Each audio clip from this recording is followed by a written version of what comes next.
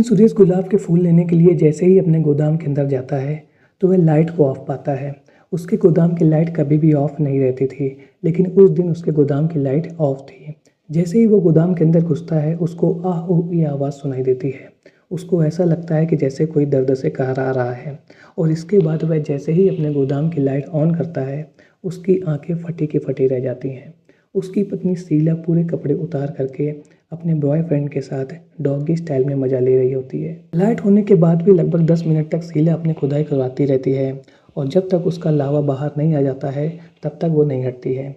जैसे ही दोनों का लावा बाहर निकल जाता है शीला खड़ी होती है और एक जोर का कंटाप सुरेश को लगा देती है और कहती है कि तुम यहाँ पर क्या कर रहे हो। शीला सुरेश से यह कहती है कि जो चीज़ तुम नहीं दे पा रहे हो वह मैं अपने बॉयफ्रेंड अमित से ले रही हूँ। और इसी बीच अमित वहाँ से भाग जाता है। ऑलराइट गाइस, स्वागत है आप सबका इस चैनल के एक और नई क्राइम स्टोरी में।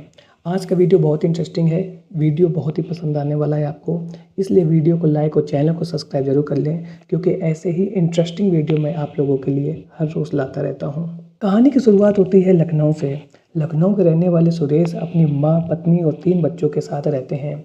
उनका फूलों का बिजनेस है जिसको पूरा परिवार सपोर्ट करता है, यानी कि पूरा परिवार मिल करके ही फूलों का बिजनेस चलाता है। उनके बड़े बेटे की शादी हो चुकी है और उनका एक बेटा भी है, यानी कि शीला और उसका पति सुरेश अब दादा दादी बन चुके हैं। 50 साल की शीला हर रोज़ की तरह 12 बजे अपने फूलों की दुकान पर पहुंचती है और अपने पति को लंच करने के लिए, यानी कि दोपहर का खाना खाने के लिए घर जाने को बोलती है। यह शीला का रोज़ का रूटीन था, यानी कि 12 बजे वो दुकान पर पहुंचती थी और अपने पति को खाना खाने के लिए घर भेज देती थी और उसका पति 1 बजे तक वापस दुकान पर आ जाता था, जिसके बाद शीला वहां से वापस चली जाती थी। लेकिन एक दिन जब सुरेश अपनी फूलों के शॉप पर पहुंचता है तो वह वहां पर शीला को नहीं पाता है। सुरेश अपनी घड़ी में टाइम देखता है तो उस समय 1 बज रहे होते हैं और दुकान का जो शटर है वो थोड़ा सा डाउन रहता है। ऐसा लग रहा था किसी ने दुकान को बंद कर दिया है। उसके बाद सुरेश अपनी दुकान के शटर को ऊपर उठाता है और दुकान में बैठ जाता है।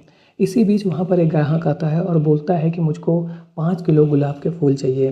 गुलाब के फूल की ये डिमांड सुन करके सुरेश अपने ग्राहक से ये बोलता है कि भाई तुम अभी 5 मिनट यहीं रुको, मैं गोदाम से जा करके वहाँ से आपके लिए फूलों को लेके आता हूँ। जैसे ही सुरेश गोदाम पर पहुँचता है उसको वहाँ पर लाइट ऑफ मिलती है। ऐसा पहली बार हुआ था कि जब गोदाम की लाइट ऑफ होती है। जैसे ही सुरेश गोदाम के अंदर घुसता है उसको कुछ अनयूजुअल नॉइज़ सुनाई देती है। ऊह आ करके ऐसी आवाज़ आ रही होती है। उसको ऐसा लगता है कि कोई जैसे दर्द से कराह रहा है। सुरेश ये सोचता है कि हो सकता है कि किसी को कोई दिक्कत हुई होगी और वो यहाँ आकर के गोदाम में छिप गया है। वो झट से लाइट ऑन करता है। जैसे ही वो लाइट ऑन करता है तो जो नज़ारा उसकी आंखों के सामने होता है उसको देख करके वो चकित रह जाता है। उसकी 50 साल की बीवी पूरे कपड़े उतार करके अपने दोस्त के साथ डॉगी स्टाइल का मजा ले रही होती है। शीला सुरेश को देख लेती है, लेकिन इसके बाद भी वो अपनी पोजीशन से हटती नहीं है और 10 मिनट तक उसी स्टाइल में लगी रहती है। जब उन दोनों का मैग्मा बह जाता है तो शीला खड़ी होती है और सुरेश को एक जोर का कंटाप मारती है और कहती है कि तुम यहाँ पर क्या कर रहे हो। तो इसके बाद सुरेश शीला से कहता है कि तुम्हारी उम्र 50 साल की हो चुकी है और अब तुम दादा दादी बन चुके हो, यानी कि हम दोनों दादा दादी बन चुके हैं और इसके बाद भी तुम यह काम यहाँ पर कर रही हो। तब शीला उससे यह कहती है कि जो तुम नहीं दे पा रहे हो वह मैं अपने इस दोस्त अमित से ले रही हूँ और इसी बीच अमित वहाँ से भाग जाता है। इसके बाद सुरेश शीला से कहता है कि मुझ में क्या कमी है, तुम मेरे साथ ये सब क्यों नहीं करती हो।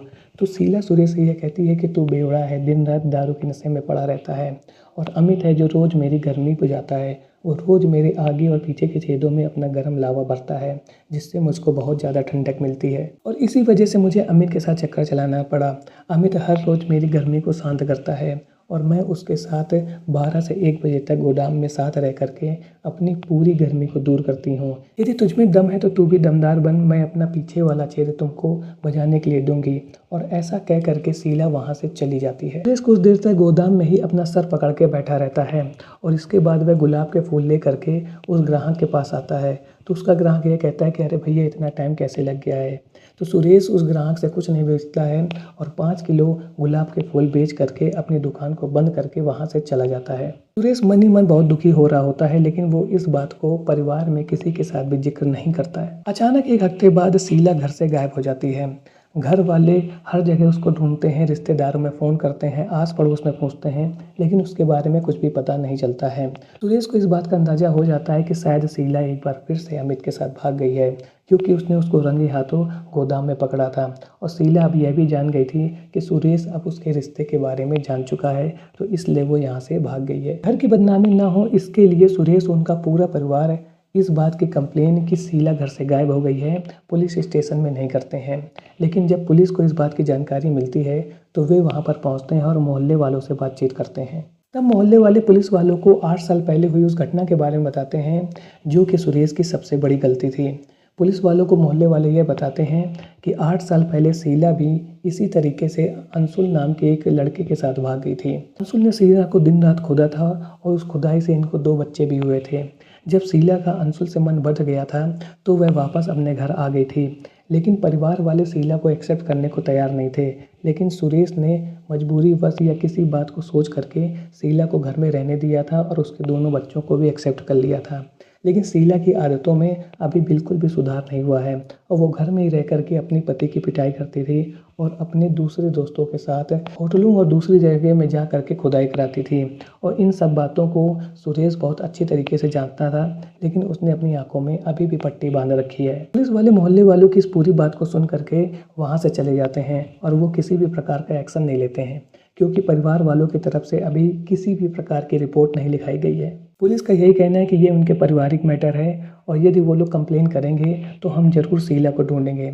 लेकिन सुरेश का यही कहना है कि यदि वो जैसे गई है उसको आना होगा तो वो वापस आ सकती है। लेकिन सुरेश की सास अब शीला को अपने घर में रखने के लिए तैयार नहीं है और उनका यह कहना है कि शीला की वजह से उनके परिवार की बार बार नाट कट रही है।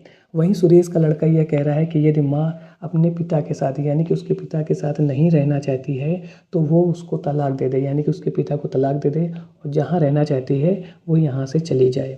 यानी कि 8 साल पहले सुरेश ने शीला को लेकर के जो गलती की थी उसको एक बार फिर से शीला ने दोहरा दिया है। अब इस वीडियो को देखने के बाद जो बात हमें समझ में आती है वो ये है कि शीला तो एक नंबर की नालायक लेडीज है, लेकिन सुरेश और उसका परिवार इतना सुलझा हुआ है कि ये सब होने के बावजूद भी उन्होंने ऐसा कोई गलत कदम नहीं उठाया जिसकी वजह से उन्हें और उनके परिवार को किसी भी तरीके की समस्या का सामना करना पड़े। वहीं दूसरी ओर शीला को भी अपनी उम्र का ख्याल रखना चाहिए, जिसकी वजह से वो लगातार ऐसी गलतियाँ कर रही हैं।